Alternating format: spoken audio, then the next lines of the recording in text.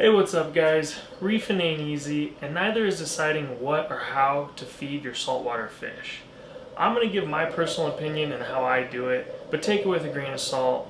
It is an opinion. I don't really honestly believe there's a right or wrong way to do it, but I will tell you the method behind my madness and why I do what I do, and if you agree with it, hopefully it helps out. If not, maybe you'll at least get some perspective and it'll help you decide how you'd like to feed your fish.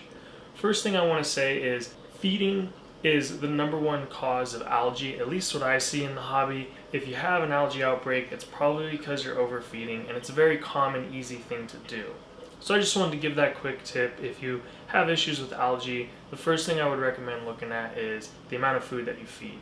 Now I'm going to cover how I feed and explain why. Building off of what I was just saying about how the #1 cause of algae is usually overfeeding, I like to use an auto feeder for two main reasons. One, it allows you to really dial in exact amounts that you're feeding.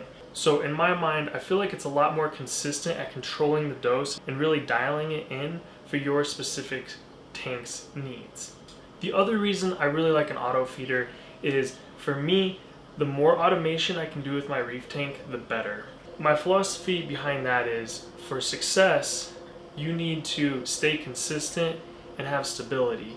And having to remember to feed my tank is one less thing that can go wrong, and I can apply that time to other things to deal with my tank, which is hopefully automating something else. So that's a big reason why I use an auto feeder. One downside is you pretty much can only use dry food with that, and some might argue that dry food isn't the most beneficial in terms of nutrients and that sort of thing. I don't just use an auto feeder, I also hand feed, and I like to hand feed frozen food.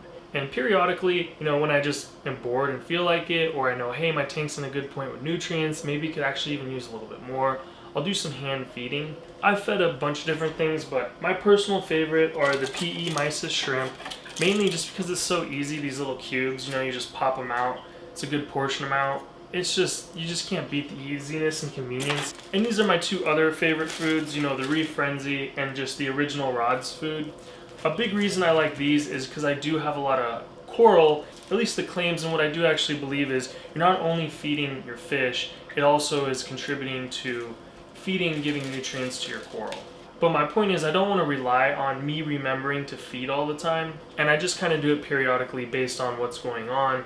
So that's the fish. I'll briefly talk about corals. Like I said, those frozen foods help contribute to the corals, and then I like using the Reef Roids, the Reef Chilli, and this little poly booster. Throw a little bit of this in the water before you're about to feed. It does help. I usually like to feed at nighttime, right after the lights go out and the polyps come out. That's just me. And honestly, I don't actually, these are pretty full. I've had them for a while. I don't do it that often, mainly because I just don't have time.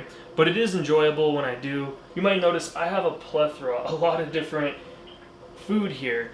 And I do have a philosophy, or at least a mind state behind it. And I could be completely wrong. Again, take it with a grain of salt. This is an opinion. But the way I see it is, you want variety. Reason being, if you just feed one food always, first of all, that's a little boring for the fish. Second of all, there might be something that isn't even listed on the label, like we'll just call it vitamin X, that really is important to the fish. Not all the time, but every once in a while. And if you're feeding one kind of food, they might not ever get that vitamin.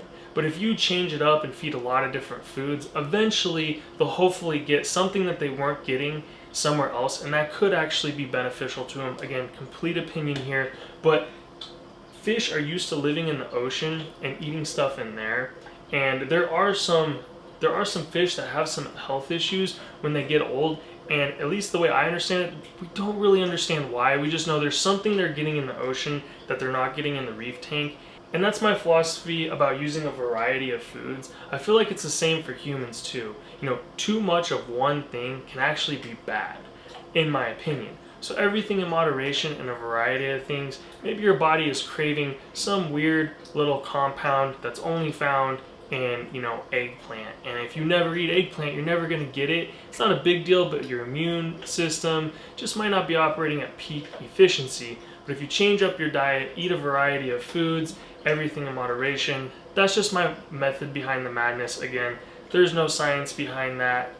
That's just what I feel. So when I do the dry food auto feeding, I do like this food right here from Reef Nutrition.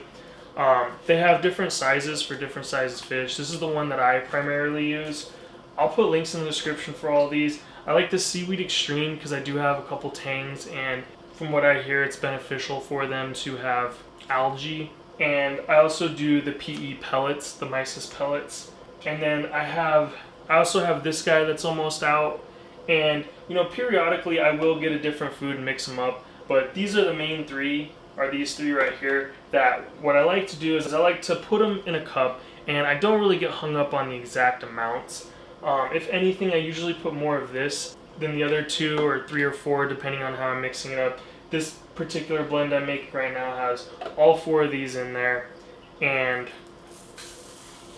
you can see as I'm pouring, like, they're different colors and stuff. I like to put them in one of these little cups, put a lid on it, and then give it a nice little shake, just to really try to mix it up so it's a variety. So each time the fish get fed, they're getting fed a little bit of each one, and they get some variety in their diet. I have the Apex Neptune auto feeder. It's a little bit expensive. It's just nice that it connects with the Apex, and then there's a lot of different things you can do with that. But a feeder like this Eheim right here, again, I'll put the links in the description. It's a great feeder, and you don't have to go out and spend $100 on the feeder. If anything, you know, a big complaint of the auto feeder with the Neptune is it is a little bit noisy. Doesn't really bother me, but there is that to consider. I just know that this is a good feeder, and I would recommend it. I would also recommend the Neptune Apex auto feeder if you already have a Neptune. But like I said, I do see that it is a bit expensive and it is a bit noisy. But here's basically the cup for the Neptune Apex. I have it dialed into the opening I want and how many times I feed a day so that my nutrients stay right where I want them. But this is something that you always need to monitor. If you add another fish, you might have higher needs. As the fish get bigger, you might have higher needs. As you add coral, you might have higher needs. So with using an auto feeder, I would set an alarm once a week. Just make sure you have some system for checking to make sure there's food. I happen to work in this office Monday through Friday, so I pretty much check it almost daily, but you don't want it to run out. A big reason why I do like both of these is you have a clear see-through cartridge so you can see, hey, is there food left or not? For corals, I do use amino acids. They're totally not necessary. I've had great success without Reef Roids, without actually feeding my corals. They probably don't grow as fast, I will admit that, but you know, you don't have to be constantly feeding your corals. And if you are and you're having algae issues, I would definitely consider that, like I said at the beginning of the video. Alright, so I want to give a couple tips. One is, you'll notice this is on a freezer-fridge combo, little mini fridge freezer.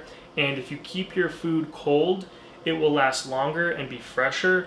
If you buy food in bulk, it tends to be cheaper, so you can buy a larger quantity and keep it cold even though it might have a shelf life. Some of them, like this guy says, you know, expires December 2020, so you want to use it before then, so you can't really buy a ton. But if you're keeping it, you know, in the freezer or fridge, it's going to last a lot longer than what it says on there, unless the instructions specifically say to keep it stored refrigerated, which most of them don't. Alright, so a big question I know a lot of you are here for is, how much am I supposed to feed? And I've heard a lot of different ideas, like feed as much as they can eat within the first 2 minutes, put on a timer.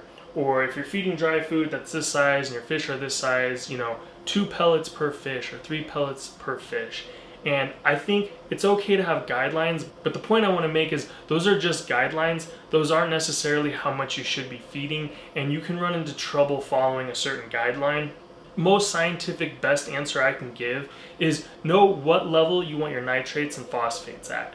So you got to be testing nitrates and phosphates, and you want them at these levels, whatever they may be. Feed as much as you can without going past those limits. Every tank's different amount of coral, different amount of fish. A big thing is how much you're exporting. How often are you skimming, dry skimming, wet skimming, what kind of protein skimmer, do you have a refugium, do you carbon dose? All these things are going to affect how much food your tank can tolerate, but you want to feed enough to keep everything healthy, but not too much to where you have an algae outbreak and that sort of thing. I'll put a link to a video right here that explains algae and goes really into depth about how to watch, test, and adjust accordingly based on different things you can do. But again, you want to figure out how much can I feed. Nitrates and phosphates aren't being affected, aren't going past my limit. And the real tricky part is that is a moving target that's going to change over time, and it's a constant process, which is exactly why reefing ain't easy. Alright guys, appreciate you watching. Like, subscribe, comment, all that good stuff. See you next time.